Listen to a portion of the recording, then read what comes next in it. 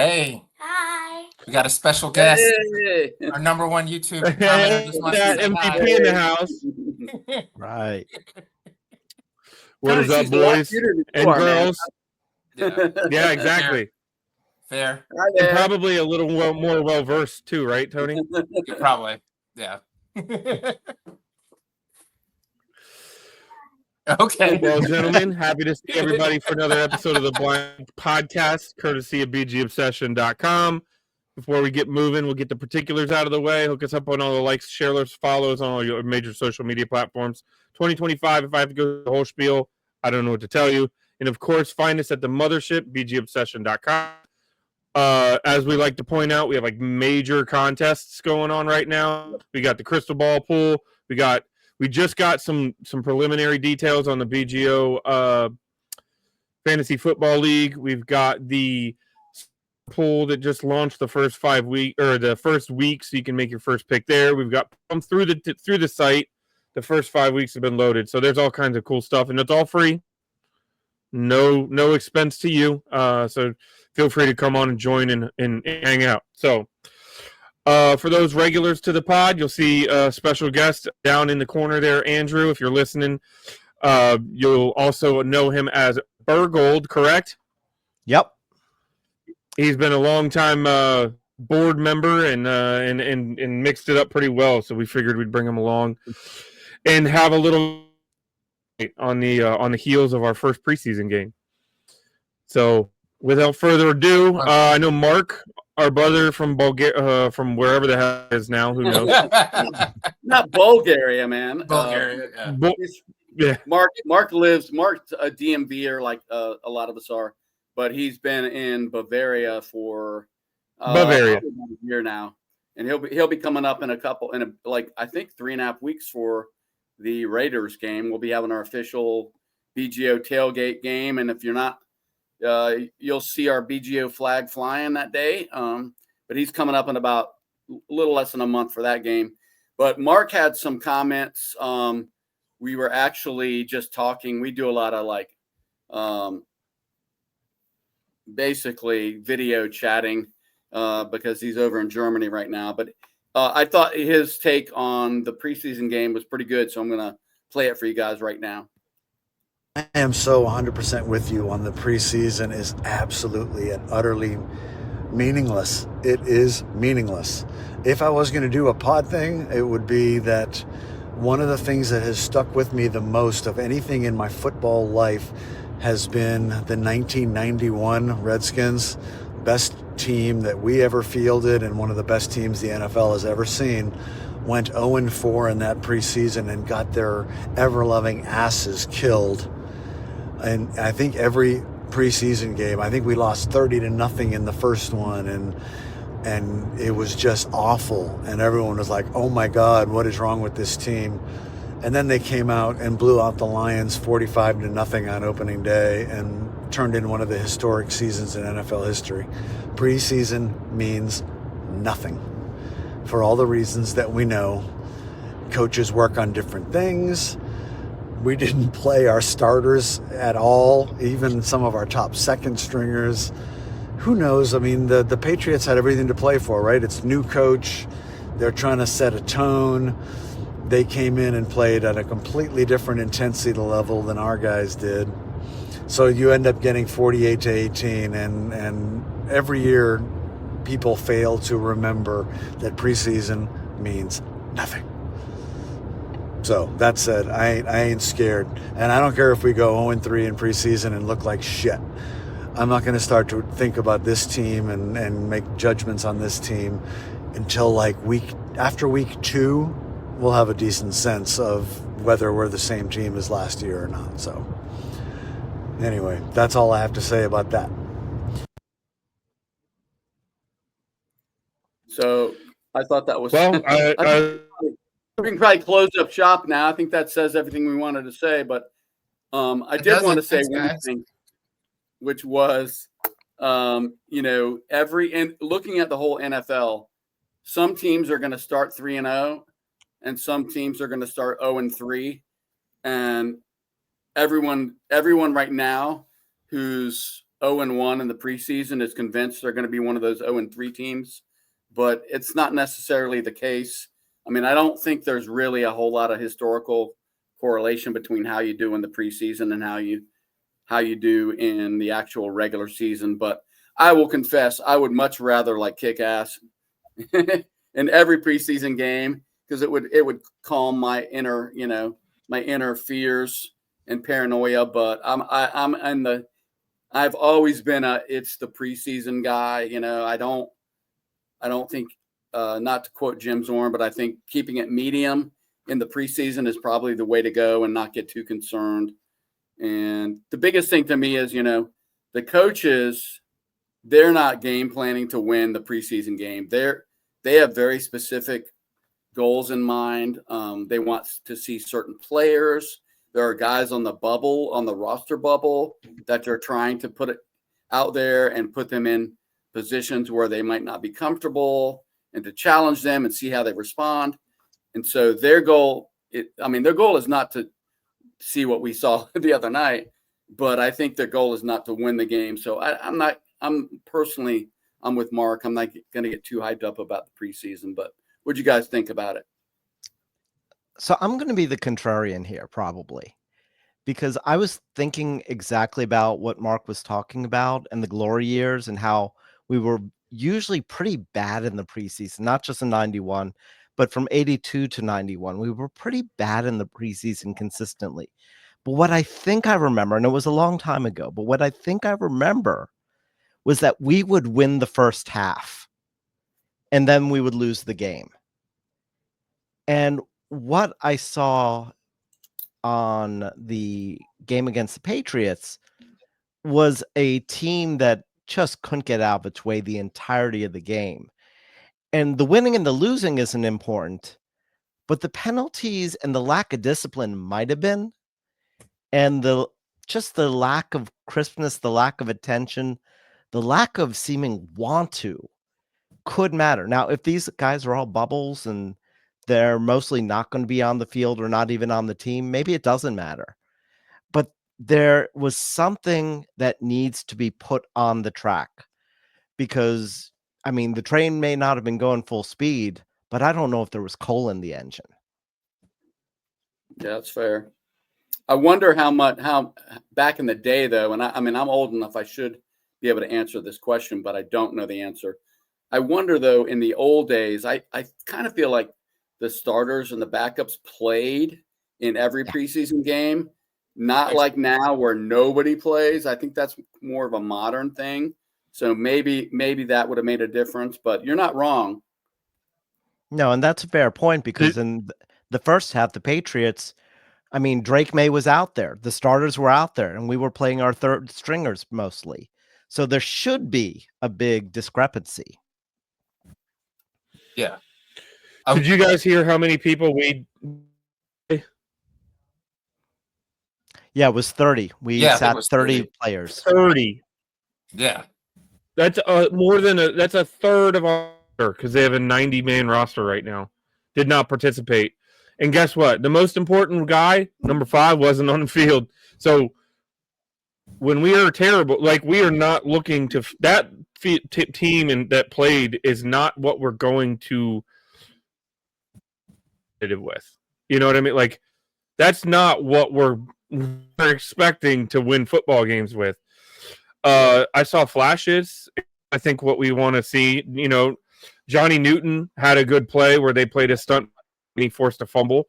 Trey Amos had his name called a few times. Lil Bill Krosky-Merritt looked really good on multiple plays, including one on a swing pass that unfortunately got caught, so it won't count. But damn, he catches the ball on the run, stops on a dime, makes the guy miss 7 yards.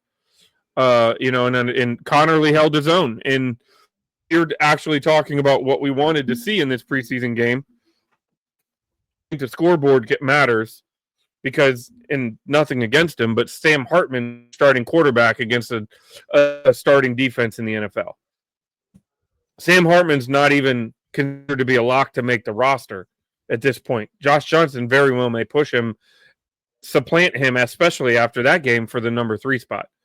So, I mean, he's throwing to rookies and undrafted free agents who are getting defended by multi-year veterans on the other side of the ball. So to your point, yeah, they weren't as crisp. I didn't like what I saw with Hartman. He had to put every possible ounce of himself behind any throw that went outside the hash mark, which concerns me in the NFL. I just don't think that you're going to win that way. It's just not enough body. At the end of the day, the score doesn't matter because I think it's the pieces of what you saw going on. And yeah, the turnovers and stuff are bad. Again, what are we talking about here? We're not talking about our week one. The majority of these guys aren't going to be here anymore. Yeah. What do you think, Tony? Yeah. On the whole preseason doesn't matter. Does matter. Yeah, I'm basically with everybody here. Like, you do wish it wasn't so sloppy, and you wish it was crisper. But then I think context matters too. Like everyone was saying, the Patriots starters were playing. They had Brady jersey. I mean, not jersey, this Brady statue. So everyone was fired up.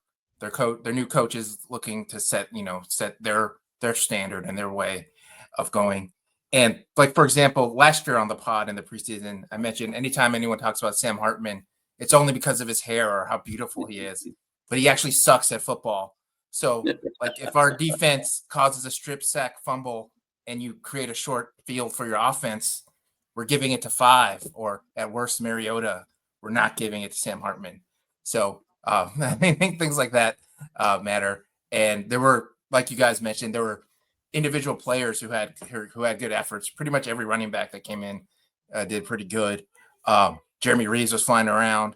Even like that penalty, it didn't look. I don't think that really was a penalty on that clean hit. So yeah, I think while you wish it was crisper, it's the preseason. Our like third stringers were playing mostly, so I'm not worried about it. Yeah, I can't imagine Sam. I mean, I have nothing against Sam Hartman. I think he's one of those guys. I'm trying to think of a good. I'm trying to think of a good analogy, but he's one of those guys that Chase Daniels. He's very smart. I know he knows how to play. I think the reason he's on Chase Daniels. He's on a roster is because he's smart and he knows how to play the position. He just doesn't have the physicality at the NFL level, and I think it's obvious that he doesn't. Yeah. So I don't know. I can't imagine any universe where Josh Johnson is not our third string quarterback. I don't know about you guys, but yeah, I mean, I've seen enough. I don't know what. It just seems like that's a no-brainer. Oh, totally. Josh Johnson. I think Josh Johnson won a game for us, right? At some point. Am I wrong about that? 2018, I think. I mean, I think he can play. He's not a starter, but he certainly can play at this level. So anyway, and maybe that's that's the preseason, right? You before you let a guy like Hartman go, you want to give him every chance, and so we'll see what happens there. But one thing I wanted to mention is, I know like starting out that game, we give up the kickoff return for a touchdown, which is kind of a bummer. I swear to God, they held 41 on. I don't know who 41 is, but they held the shit out of one of our players. Yeah, they even showed it. Apparently, it's the preseason for the referees as well, because not that would have made any difference, but I mean, I was kind of like, well, that's unfortunate to start out that way, but I mean, for God's sake. Yeah, I think the first half we earned, and I think except for 1 or 2, we actually did earn about 9 penalties, and I think the Patriots were flagged 0 times. That feels off. So we talked about Hartman kind of being not impressive. Was there anyone that you saw that you were? We'll start with the negative, that you were worried about, that didn't perform very well, that you were expecting to perform well. That matters. Was there anyone like that jumped out at you guys? Maybe some of the reserve linebackers. Like, I kind of want to see a little bit more out of Hampton. And I'd heard that Jane, blanking on his last name, the 6th rounder, the rookie this year, I wanted to see him. Madrano? Yeah. Wanted to see him make a few more plays. Yeah, probably the kicker. Kind of, Yeah. you're just kind of hoping that was more consistent. But Yeah. What about you, Derek? Anybody that jumped out at you that you were disappointed to see? Not off the top of my head. To the point, I think you would have hoped to see a little bit more depth and at linebacker. Because that is there are questions. Bobby Wagner, you got Frankie Louvu.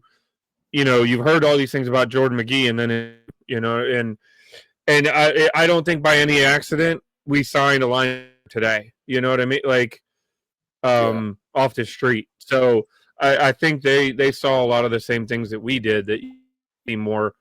But as far as maybe a little more from the wide receivers, I mean, Gallup didn't really do anything of note. KJ Osborne had a couple catches, but they didn't do anything of note. You saw Ja'Cory Brooks flat times, and he did. So you were kind of hoping that some of that depth might show up. And I'm not saying like we can get into the whole what does it mean for Terry thing in a few minutes, but at the same time, you do question the depth because you've got Terry McLaurin, Noah Brown, and you've got Debo, and then what's behind them. You hope to see a guy that can kind of take that next step. You've heard all these things about Ja'Cory Brooks. Derek, I think the other thing to keep in mind on that is you've got a backup O-line and you've got Sam. I know, and you've got a borderline incapable quarterback, and they're facing starting defensive backs. I get it, but Gallup has been in this league for years, right? He's not an undrafted free agent. KJ Osborne's the same thing. He's been successful at this level. So you kind of would like to see some more ability there and some guys that could maybe step up and take on to that. Because one thing that we did know last year when Noah Brown went out, everybody was like, well, then who? And it took 6-7 De'Ami Brown really got his legs under him. So it's just kind of those depth questions that I want to, I would have liked to see more. Does that mean that it's not there? No. Next week, they've got 10 days before their next game. We very well could see a completely different, setup if there's a more capable passer. And when Josh Johnson came in, guys seemed to pop a little bit. Better. So there's that too. Everything looked better, right? Yeah, the offense looked I'm better. with Coney. I was a little disappointed in Gay just because, but again, I mean, it's one preseason game. Just because I've heard a lot of hype about him, like what I heard in training camp was that he wasn't missing any kicks. Like everything was right down the middle, including long kicks. So, but anyway, I mean, it's just one game and every kicker has their moments. But man, wouldn't it be nice to have a kicker, just to have a solid kicker that we can really rely on so that we're not like having to go for it an NFL record number of times on fourth down. We actually have faith that we can hit a 52 or 53 yarder consistently. And that would be really nice. Though I really did enjoy that personality of the team, that we were always going for it. It was actually kind of cool. Yeah. Mm-hmm. I wrote a whole blog about it, man.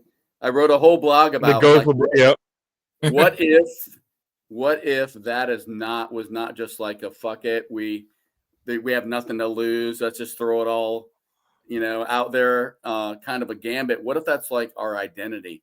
Like, what if we do that? I don't think people have really thought about that. What if going forward, that's what we're going to do? We're going for it on fourth down, like 9 times out of 10. I think I'd actually be okay with that. Like, I mean, I don't know. I kind of love that attitude. Well, to that point, the advanced metrics actually, as you look into the more analytical side, it's beneficial, especially once you get to the 50, right? Because the gain of getting a fourth down far outweighs the net gain of 20 to 25 yards of field position. And then it depends. If we're back on our side of the field, you're not going to want us to go for it on 4th and 12, right? Yeah, it makes sense. We still need to employ Tressway. He does have a job here, but at the same time, especially if you go for it on fourth down and you convert once and you ultimately if you go for it 2 times on fourth down and you convert once and ultimately that drive results in a touchdown, the net positive is so much better than the the yardage variation of the defense. Now, I'm not saying go crazy like old Gunslinger and Dan Campbell and biting kneecaps and shit, but at the same time, I do think it could be a pretty positive. Well, element you got to Jaden Daniels under if- center, man. I mean, that's. Let's be honest. That's what is driving that. And now you got Deebo Samuel behind him. Yeah. And I think it's not necessarily only an offensive question. I think part of the reason we went for it on fourth so often was because we didn't trust the defense to hold. So I think you're right. you wanted to keep the time of possession. You wanted to maximize the scoring as much as possible. Yeah, that's a good point, Andrew.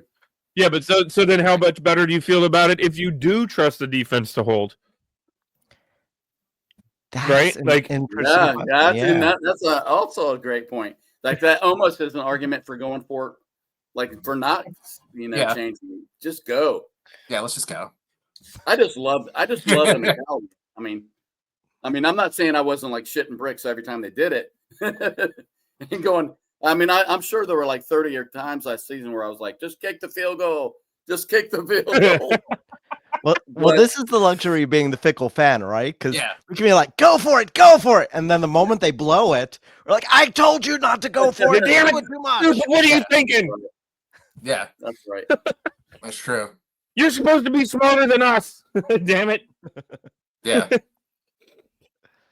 So, as we wind, I will say, do you guys, and I kind of mentioned it, but do you guys think this preseason game had any effect on the Terry McLaurin situation, good or bad? And we don't have to go into the whole Terry McLaurin situation. I'm just curious if you feel that there was any leverage shift because of this game, or if we're in the same position we were in 10 days ago. For me, no, because Terry wasn't going to play in this game anyway. So whether he was signed with his deal or not, it's not. To me, it didn't really matter. Now, if Debo and Noah Brown and Eckler and everybody starts not performing, then sure. But I think in this preseason game, it didn't really matter. I'll go back to what I said earlier, which is you got Sam Hartman back there throwing the ball and third string O-line. So, and I don't care who you have out there. If Terry McLaurin was out there, he's probably struggling to make receptions with Sam Hartman at quarterback. I'm sorry, but I think that's probably true. So I don't think so. I think if we get to like week 3, and I will say this, I thought letting Zacchaeus go was a mistake. I liked him a lot, and I thought he was worth the salary that it would have cost to keep him. And so, but again, I'm a UVA guy, so what else am I going to say? But I thought he was a solid number 3, a really solid number 3, like pushing to be a number 2. So I would have liked to see them retain him. But and I don't know. I don't know what's going to happen with McCaffrey. I don't know whether he's a bust or he's he's going to light it up in 2 years or whatever. And some of the other guys we have, like Osborne, and just we have a lot of question marks behind Terry. So I think that's a fair question, but I don't think a preseason game changed anything. Yeah, I don't think it affected it either, but I think if one of the receivers had really stood out and jumped out, if Lane had caught, 3 bombs or made amazing sort of speed plays, or if McCaffrey did something, or if Brooks was even better, or if Moore could actually catch the ball, or whatever it was, then that might have put some pressure on Terry. But because no one stood out, I don't think anything has changed. Yeah, I tend to agree. There was a lot of push on social media, which is social media, so take it for what it's worth. But there was people saying that this is why we need Terry McLaurin. And I'm like, oh my gosh, these. I don't know how you can even come to that conclusion. It is true, though. I mean, we need Terry McLaurin more than we need our 7th string wide receiver. I mean, true. That's fair. But we're also not trying to pay our 7th-string wide receiver $30 million either. Yep. Yeah, I mean, I just don't think we know. I know everyone's beating on some of the receivers that didn't play well in that game, but a lot of those guys have had really good training camps, and we've heard a lot of good things about. So maybe it was just one of I mean, anyone can have a bad week or whatever. And there's one thing that I don't think we as fans appreciate is these guys are playing for their careers. The guys that we saw on Friday night those guys are playing for their next paycheck. That's a shit. I mean, we're just trying to figure out how can I get the game on TV and watching it. Those guys are like, this might be the difference between me working at Home Depot or having an NFL career. And that's a lot of pressure. So sometimes I think guys, I mean, there's two ways to go, right? You can light it up and which is what you prefer to do, or you can, maybe you're a little tight and you feeling the pressure and you drop balls you wouldn't ordinarily drop. And so I think it goes back to the same thing, which is you can't read too much into one game. And we'll see. We got, what do we have? 3 preseason games? Is that right? 3. Yeah, we have 3 total. We have 2 more. 3. So we'll see in the next couple of weeks, because that's going to continue. Like, guys are still going to be playing for a roster spot. We'll see if somebody can step it up. I don't think we saw anyone. One thing about this game that I will say, and you tell me if you disagree, but there was nobody that I thought was on the bubble that made a case to stick. I didn't see anyone like that. No, honestly, I mean, who are we thinking are even bubble players? Josh Johnson. I mean, there's probably Josh a couple Johnson of safeties. is the only guy. If there was any question about who's going to be the number 3, I would think Josh Johnson sealed that. Right. I mean, Noah I played the entire game. If I'm not mistaken, he was out there literally almost the entire, at least 3 quarters. I saw him into the 3rd quarter. So you wonder if they're taking a long, hard, and he was playing well. They're looking at him if he's going to be, huh? He made some plays too. He did. Like Tony talked about Reeves, that safety room is getting to be curious, because you got Quan Martin. They just signed Percy Butler to an extension, so he's under contract for 2 seasons now.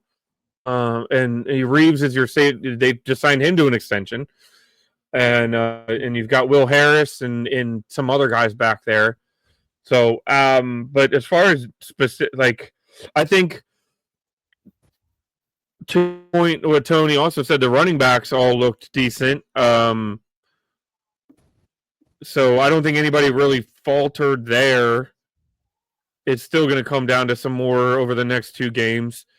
And I don't think nobody in the wide receiver set themselves apart. Maybe you could say Ja'Cory Brooks did, because he the standout. Passes, but it's not. But I mean, he led the team catches, which was 5 for 56 yards or something. It's not like he blew it up. Yeah. So Tay Martin also. There was some bad news. Sorry, what did you say, boss? Oh, I was just saying Tay Martin had a much better game than I was expecting. It seemed like he was catching balls all over the place. Mm-hmm. There was some bad news. Nang, the offensive tackle we signed last week, tore his ACL, so he's done for the year. I think he was just going to be a depth guy. I don't think he was going to be didn't have any real commitment. Maybe come in to try to play for that 3rd string ish swing tackle spot, maybe. I don't know. But yeah, I don't. To answer your question, John, I don't think anybody set themselves apart or cost themselves their job, to be honest with you. Yeah. So one thing you just mentioned, just to bring up the injury thing, it's kind of like my counter argument to people that are gonna, go, that are really concerned about we just look terrible, etc. It's like, name a starter or backup whose ACL you are willing to tear in a preseason game in order for us to justify putting a bunch of starters and backups out there. And I mean, anyone who's sane is going to say, I can't think of anyone, because I mean, that's the thing. That's the whole thing. You want to start the season yeah, you don't want to start the season like rusty and looking incompetent, or like you don't have your shit together. But how many injuries is it worth to get to that point? Because there's really only two ways to go. You either start a bunch of people and give them significant time in preseason, or you don't. And so I don't really care. Again, I always prefer to look better. And I'm paying NFL Plus to watch the games. So I would love to see us look great, even the backups. But I think right now the number one priority is go into the season with everybody healthy and ready to go. And so it's kind of tough as a fan because you got to suffer through watching the games. I wish the NFL would just get rid of preseasons and go with like scrimmages, organized scrimmages of some kind, and just get rid of the preseason, because I don't think it really serves any value of any kind to anybody. But I think the team's kind of doing that, right? You have we have two live practices, joint practices, and then you're literally looking at the 60% of the roster on preseason game day. Like I don't think we have another one against Miami, correct? Is it leading up? Is it the next game? I think is our we have one against the Dolphins, I believe. I would expect if there's a joint practice, you're going to see a lot of the same where Jaden's not going to play, and Mariota's probably not going to play, and Bo's not going to play, and Laramie Tunsil's not going to play. And a lot of these guys are not going to be even included because a lot of the work that they need to get is going to be in that live joint practice, and then they're going to use the preseason game to be looking at cut down opportunities. Is that the next one? Is that the next one, you guys? Or Miami? And is that in Miami or? I think so. I think the next preseason game we play the Bengals, right? Yeah, maybe you're right. But then is that in Cincinnati? I think so. While you guys are looking that up, I want to throw one thing at you, because one of the things I heard this weekend was kind of panic-stricken posting on social media about how hungry the Giants are in our season opener, and how we're going to get our ass kicked because, look what we did in preseason, and the Giants are hungry and they played hard and we didn't. And what do you guys think about that? Sorry, I don't know where I got Miami from. It's against Baltimore. So our next joint practice is against Baltimore, leading up to that game, which is our third preseason game. Sorry, I don't know where Miami came from. And what about next week? Are we at Cincinnati or home?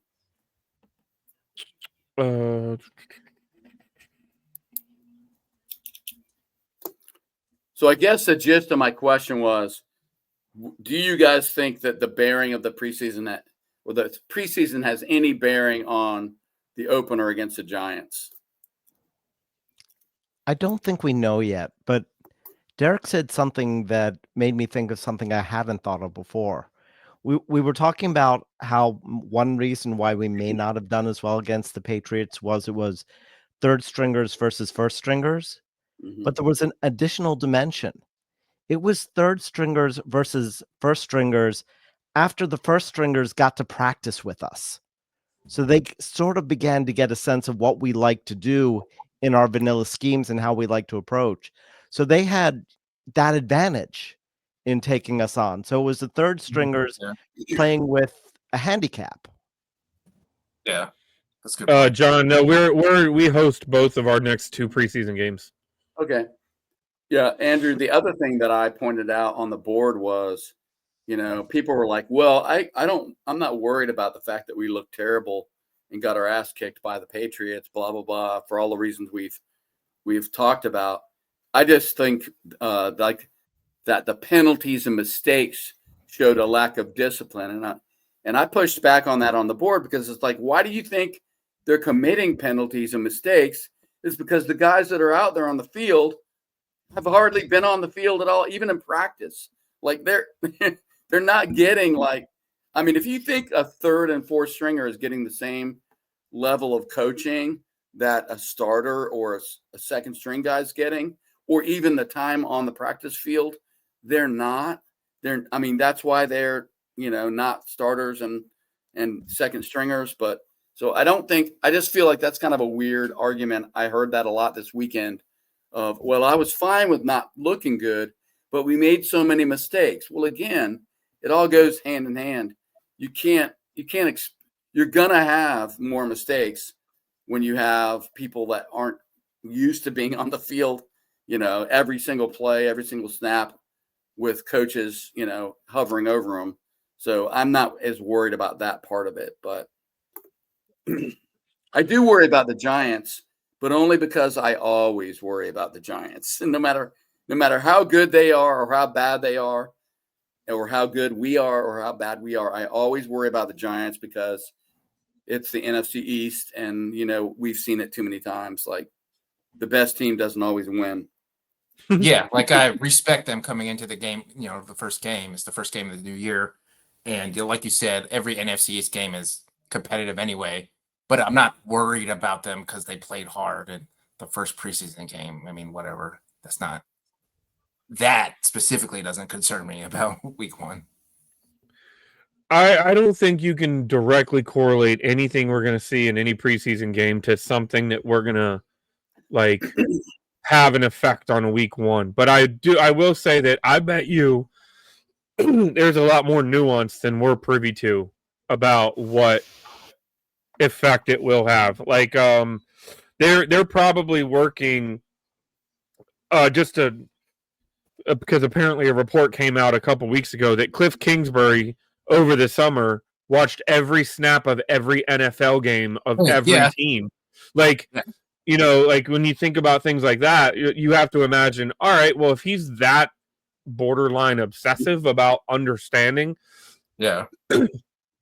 he is probably looking at, all right, well, on this play, instead of doing a dig, we can pump the dig and do an out or something. Or, the stuff we'll never be privy to, but it could be a dynamic that he saw something in this game that has a similar look and alignment to what the Giants do, and they utilize it, or he could see it against the Bengals or the Patriots or the Ravens or whoever.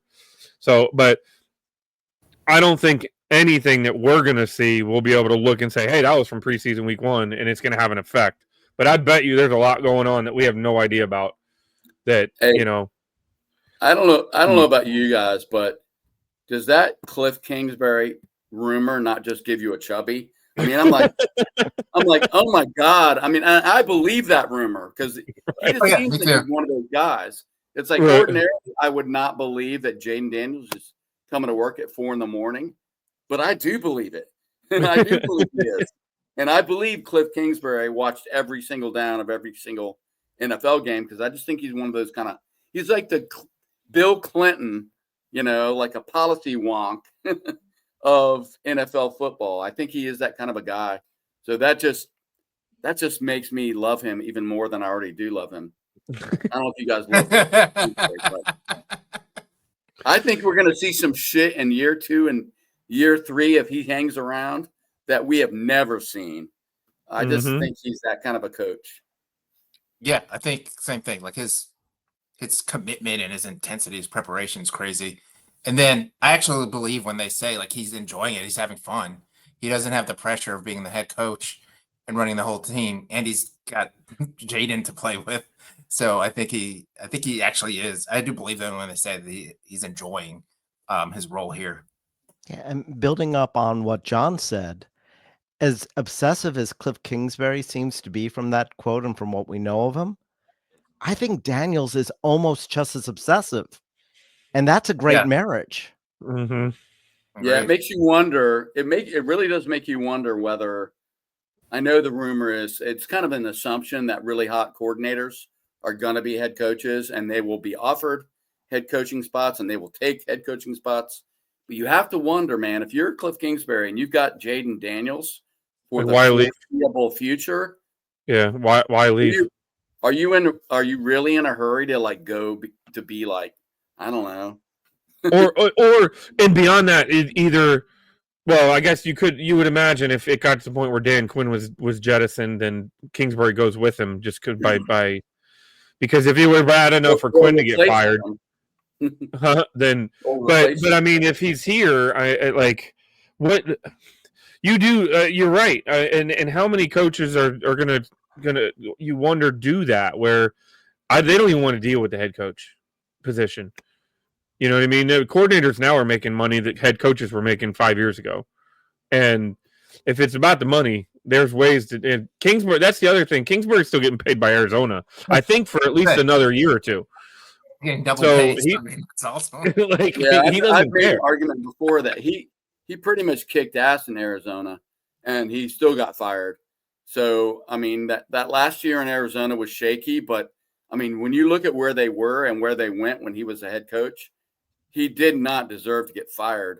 So I just question how much of a hurry he is to jump back into that kind of fire. But speaking of excellence, I want to, before we get too much farther in, I wanted Andrew to talk about. Andrew's an author, and Andrew has a new book coming out. So I just wanted to give him a second to talk about his new book and tell us what it's all about, Andrew. Cool. So thank you for that. Hornytown Chutzpah is a Jewish fantasy noir. It's about a demon who is being framed for murder, except for the fact that demons can't kill. They can manipulate, they can seduce, they can lie, they can torture, but killing ends the torment, so it's not allowed. Now, the demon's problem is she can't let humans know that demons can kill because humans are already bad enough. And if they think they can get away with more, they're going to get even worse. So I set this story in a suburb of Washington, D.C. because the devil went to vacation in Washington, D.C., it turns out, once, and realized that humans have gotten better at torturing humans than his own minions. So he wanted to upskill the workforce. And as Washington Commanders fans, we know that hell can be in D.C. because we have lived through the Snyder years. Yeah, totally. So basically, she hires a detective instead of a lawyer to try to get her off the frame job. And so because this is a Jewish version of a noir, I've got my detective grabbing a super soaker, loading it up with Manischewitz instead of holy water, and he's squirting demons all over the place to melt them and trying to figure out what really happened. And so that's basically the story. The thing that's blown my mind is some really reputable author who got a preview read said this book is Who Framed Roger Rabbit meets Michael Chabon, Cavalier and Clay and the Yiddish Policemen's Union.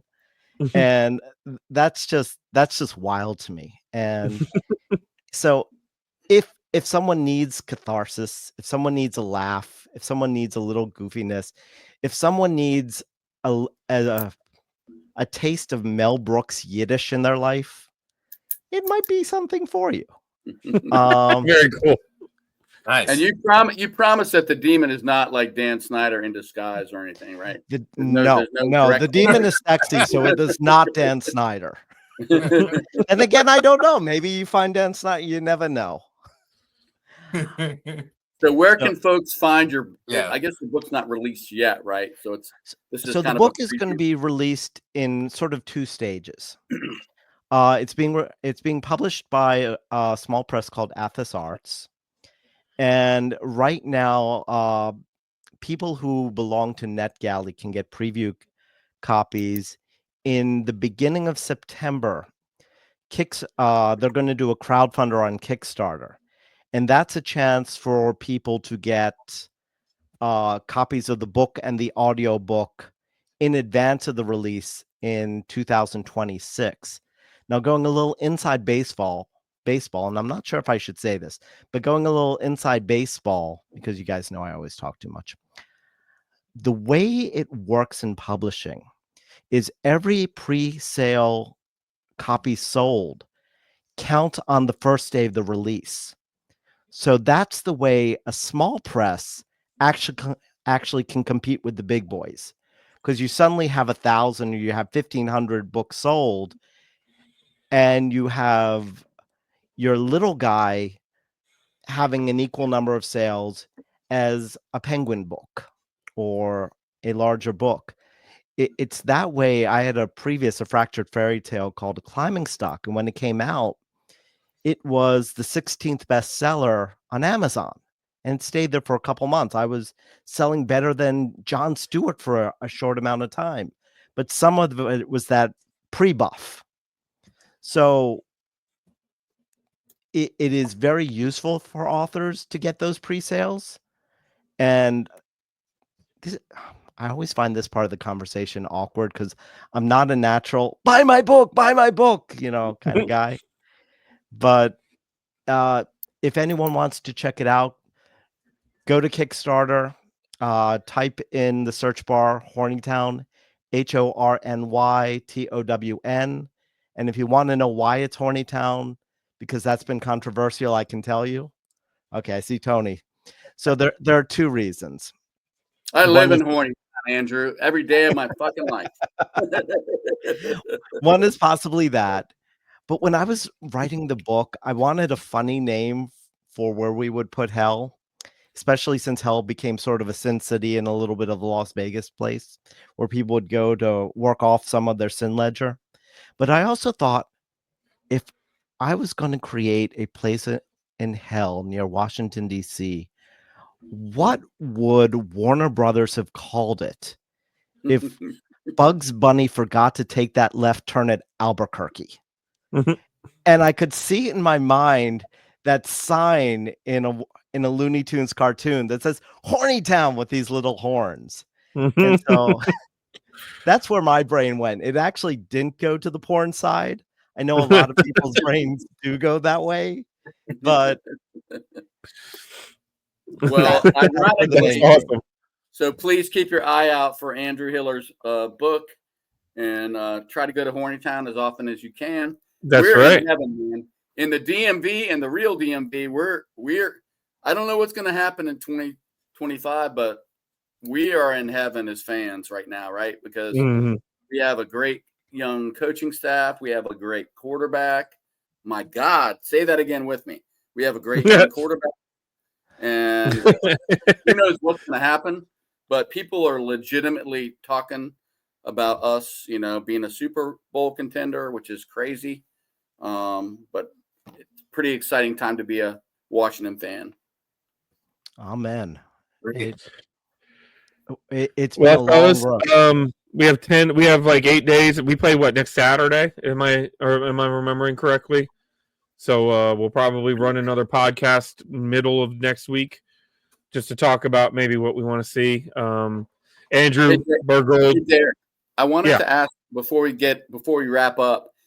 I know the two guys that we heard the most talk about from last year really is Sinnott and McCaffrey as being guys that are they going to make it or are they bust? Did anything you guys saw last weekend move that at all, or what do you think about that? I selfishly wanted more, but probably not. Again, it comes back to John, what you said. Yeah. They didn't have JD5 throwing them the football. They had. Yep, you're right. Yeah. So I did. Sinnott had a couple catches. Am I remembering correctly? Yeah, he did. I think so. I think McCaffrey got hurt or he came out the game. Yeah, he got a screen for -1, and I think that was the last we saw of him. And it might have been injury. I don't remember seeing him after that. I did see Sinnott a couple of them, but. And I think he took a Sinnott on one of them. He got planted, if I'm remembering correctly, and it looked like he absorbed it well. Kind of what you want to see from a big body tight end like that. But last preseason, Sinnott looked like he came out gangbusters. He had that one, he had one catch last preseason that we were like, oh, that's Kittle right there. You know what I mean? And then he just completely vacated. And he was gone. So honestly, it's a preseason.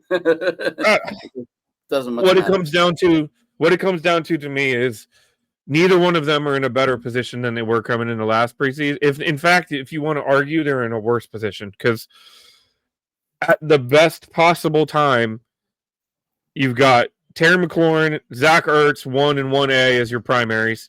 You've got Deebo Samuel, Austin Eckler, Noah Brown, and then you might find somebody like Sinnott or McCaffrey, and that's 6th. You know what I'm saying? So Right. On their best play, they might be the 6th top candidate. And obviously, not every play Eckler's in, not every play Debo's going to be in there, not every, but they're never going to be the primary. You know what I mean? I would imagine that at best their 3rd read. And they just gave Bates quite a bit of money this past offseason. So then that makes you think that Bates, primarily a blocker, he is generally going to be on the field probably 70 to 80% of the time, because if it's a jumbo package where they only have 1 tight end, it's going to be him. Or if it's a package where there's 2 tight ends, it's probably going to be him and Ertz, because he can help him pass pro. You know what I mean? So I just don't know that their situation got better. It's hard to say that they're going to have more opportunity given what we've done this offseason. It feels like that is the biggest remaining kind of question is after McLaurin, what's the hierarchy there and who's really going to contribute? Well, I'd say that after Deebo Samuels, I would be a better way of putting it. What do you think, Tony? Yeah, same thing. We'll just gotta wait and see. And one thing that does hurt Sinnott and the other tight ends is Ertz is still effective. And last year we saw Jaden loves finding him, and Ertz always just found that open spot and made like so many key 3rd downs and 4th downs. So yeah, we'll see. And McCaffrey just needs to take advantage of his opportunities when he gets them. And last year I remember like he'd catch the ball and always he was like the king of getting tackled at like the 3. He couldn't he never just did that last little thing to get it in. So we'll see. But like last year too, Jaden made like you said, Zacchaeus looked good, and I hadn't heard of Zacchaeus, to be honest. And Crowder had his moments too. So thankfully we got 5 running the show. So I think we'll be good. Yeah, the one advantage that the 3rd and 4th and 5th read has this year is that we should have a better offensive line. So Daniels might have the time to get to that 3rd, 4th, 5th read. Yeah, right. It's a good point. Yeah, last year it was ball out or run. Like I'm sure that was a lot of the game plan last year that they were.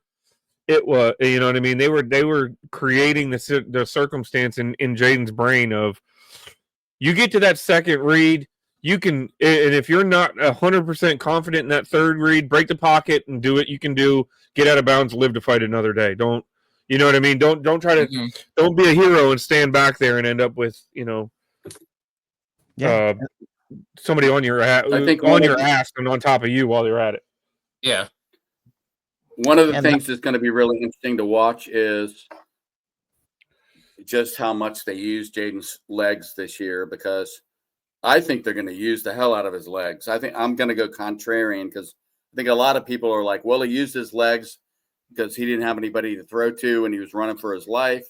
But I really think Kingsbury recognizes that as long as he does it in a smart way, that Jaden Daniels running the ball is a freaking – that takes it to a whole other level, and looking downfield while he's running with the ball. So yeah, I will not be at all surprised if we don't see more Jaden running the ball this year than we did last year, rather than less, because I just think Kingsbury knows that, again, if he can protect himself, that makes us a whole different team when he's able to move, with his feet. I think that's a excellent example of the fickle fan phenomenon, at least for myself, because before every game, I was like, I don't want Daniels to run. I don't want Daniels to run. He's a thin guy. I don't want him to absorb. And during every play, I was like, run, Daniels, run. Yeah. That's right. Because he is a weapon. You know what I mean? Unlike a lot, at the end of the day, the top 11 players on your offense have to be better than the top 11 players on their defense. And if you allow him to be a weapon, he is a force multiplier like nobody's business. And I don't even know if you could control him if you wanted to. I mean, I think that's one of the things. Yeah. I think Daniels is one of those. He's the guy. I mean, he is going to do what his instincts tell him to do. And I mean, you might be able to rein him in a little bit. Like one thing I wanted to mention, this came out this week. The first I heard is that he had actually had a broken rib last year. That it wasn't like, I was talking about how he probably tore some intercostal cartilage and it was hurting him and that kind of thing. He had a broken rib, man. He played with broken rib or ribs.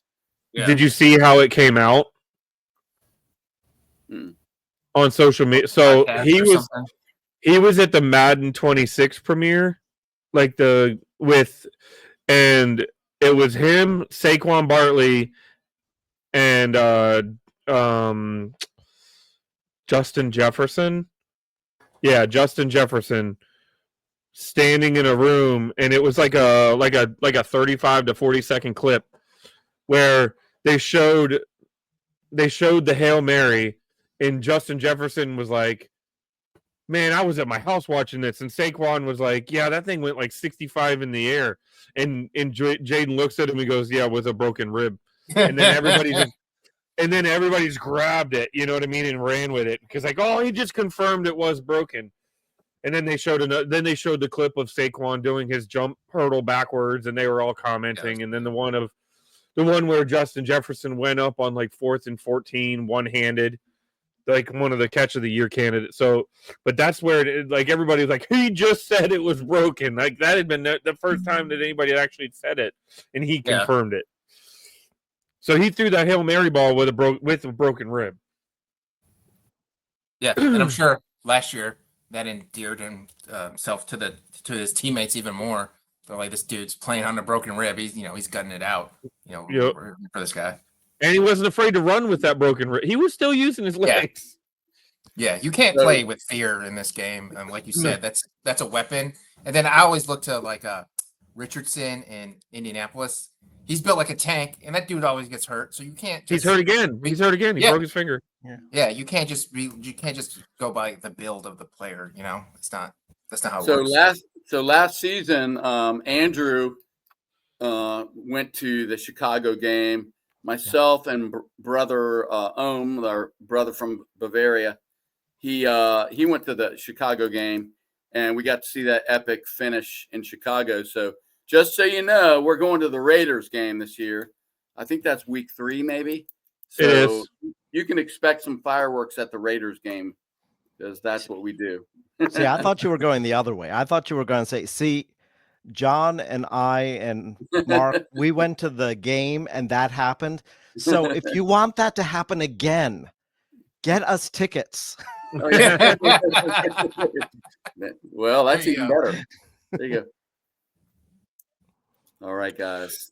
Well, fellas, like we were saying before, we'll probably run another podcast later this week just to talk about the upcoming game. But it's been an exciting preseason already, including seeing Mike Vrabel get bloodied in a skirmish in practice and some other things that aren't really as big of a deal as the media wants to make it out to be. So, as always, it's been a pleasure, boys. And Andrew, thanks for joining us. Always fun having you on here and bring you the insight. And we look forward to next one. So, as always, boys, we'll finish it up by saying that'll do, pigs. That'll do.